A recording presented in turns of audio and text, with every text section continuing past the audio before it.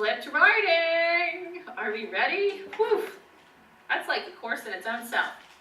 So what I like to do is explore, flip, apply writing tasks with them. What I do is I'll give them a bunch of samples of an open-ended response to a question. And I'll ask students to analyze, okay, well, compare these 4 different examples, explore them. What do you notice about the components of it? What can you figure out is the structure of a well-written, open-ended response? And then once we've done that and explored the mentor text, then I'll give them a screencast that solidifies their thinking and understanding of what is a well-written, open-ended response. And then they apply that to now doing the actual writing of it. And then I also throw in a bit of mastery approach with this because we'll keep doing those short, open-ended writing responses throughout the entire year. And those, well-written paragraphs are so much quicker and easier for me to score than trying to do, an essay. I can get through those a heck of a lot faster than I can get through a 5-page essay. So you always, again, want to think about what is the workload on your end and how can you maximize what you're doing with your students so that you're minimizing how much work you're doing on the other side with assessment. And then I use a mastery rubric. Now, I do have one caveat for you with mastery rubrics, and I learned this lesson the hard way, is that you have to be mindful of your passing rates for your school district. Like if you're on the 100%, a 3-2-1 isn't really gonna work for you.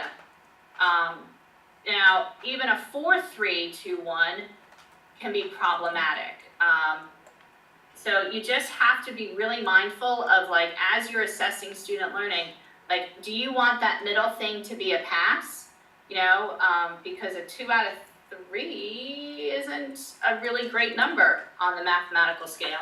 And I had some parents, even though I was trying to say to them, well, it's not the number that matters because I'm going to translate that into a rubric so that we can see what your mastery is and if you're proficient by looking at the, sorry to scare you with math words, but the scoring permutations and range. Like I could see based on a whole class, when I score their work, where do they fall in? What I did was I converted the rubric into a Google form so that I could score, like have paper copies of the students, and then I could score on my phone, enter in the scores on the phone or on the computer. And then I could look at the scores on the spreadsheet and determine, okay, well, where are we having trouble? And then I could see, by sorting the spreadsheet, okay, we're kind of a little stuck with elaboration and concluding summary statement. So then now I know by analyzing the data when I need to go back to teach. But this was really problematic for my students because that score of, out of 18 points, for some of my parents, they, didn't really, I had to scale it so that those numbers actually align to the 100-point scale.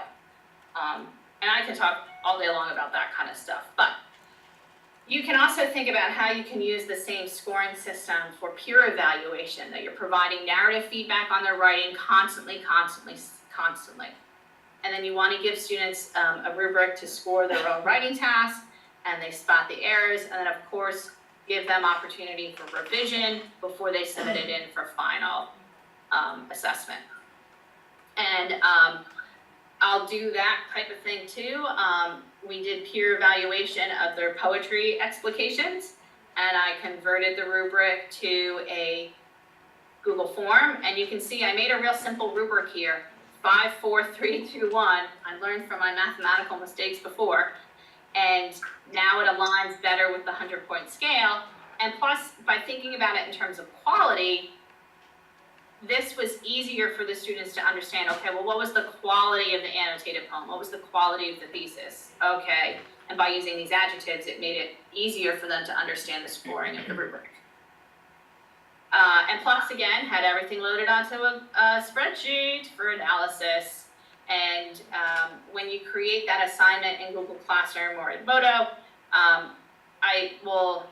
you can use a mail merge add-on, and I'm not going to get too technical with that for you right now, but you can just simply have them copy paste from a shared spreadsheet into a document to analyze their own scores. There's always ways to make it work. And you can also think about formal and informal publishing. So you want to, again, writing is not meant to die a death in the folder. All writing really ultimately, like a piece of art, is meant to be seen, it's meant to be read. You know, and when you think about what is the ultimate end game for a piece of writing, it is to get published. So give your students opportunities to make it viewable and visible for an audience. And you can also think too about levels of visibility. Like an Edmodo group will keep it nice, internal walled garden. You know, it's not out on the greater internet. But then if you're using other sites like Google Sites or Weebly, now you're going to put it out to something that is the greater school.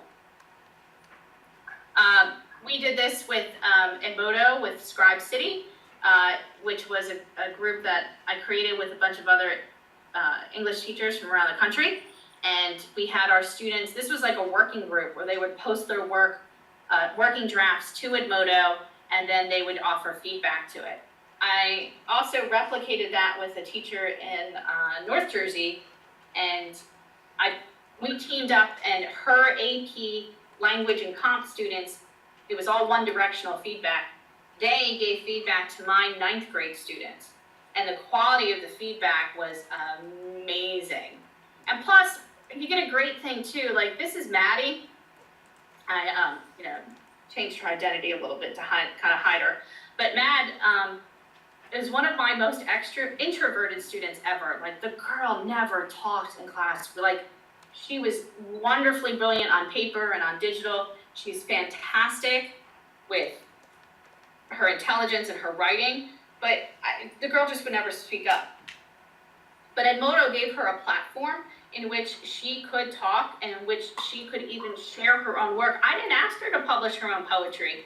She went back to that Scribe City group even after she was a sophomore and a junior and was posting work. And so she's got accepted to college. She just graduated this year, and she's going into a creative writing program. So it was so wonderful that I could give her this opportunity to realize her potential and her talents and to give her a place to showcase and feel valuable, and not necessarily in a room full of extroverts where it's hard to do that in a face-to-face environment. Write About is a site that Jen Ward, she's up in Michigan now, so close to you guys. She uses Write About to connect her students with other student writers, so that's another site that you want to check out. And then of course, Book Track Classroom, you can have students publish their, give them their research paper. Tell them to upload their research essay into Book Track and to add sound to it. And I had a really fascinating thing happen when I did this with students. We did an essay on leadership and on the Odyssey. And when my lower level students, they uploaded their essays, they created their book track, and then as they were inserting the sounds and the background music and sound effects, they realized, oh man, I need to go back and put in a sentence here because I need to, I'm missing my transition. It like jumps, that doesn't make sense. So by using music as a way to go with their writing, it really helped them to understand the flow and transition so much better. And Book Track Classroom is free, by the way. You can also, again, create a Weebly site where you can have folks publish, have a class website where we were publishing our work on the Odyssey to a site that I created. And again, free. Do it free. And you're also taking out the red tape of trying to publish, submit publications and get rejection letters back from other sites. Okay, and connecting with flipped ELA educators around the country. There's a whole slew of them, and there's one of them I know is sitting in the room with you, unless she got up and ran away. She was. There she is. She's gone. She's gone. Ah, that stinker. But she's there with you at the conference. There's a whole slew of these folks here. They have all made me a better teacher because I have connected with them and we've bounced ideas off of each other, and they're just wonderfully fantastic and amazing folks to interact with. Cheryl and Andrew run the Flip Class Chat, which is on Monday nights, 8 p.m. Eastern time, which would be 7 p.m. your time. So if you can get on Twitter and check out the Flip Class Chat, I highly recommend that. And that's not just ELA folks, that's everybody that's flipping is on the Flip Class Chat. And then you also got some Flip Learning books if you want to go find some more stuff. There's that Flip Learning for English Instruction, which is John Bergman's book, which is rather small, and it's really a good, kind of just seeing like an overview of what are people doing.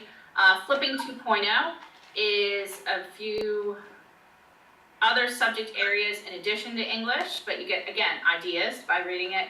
And then Troy Cochran's book, Flipping Your English Class. He's got lessons in there, actual lesson plans, a couple are written by me that are in there, so if you're interested in that too.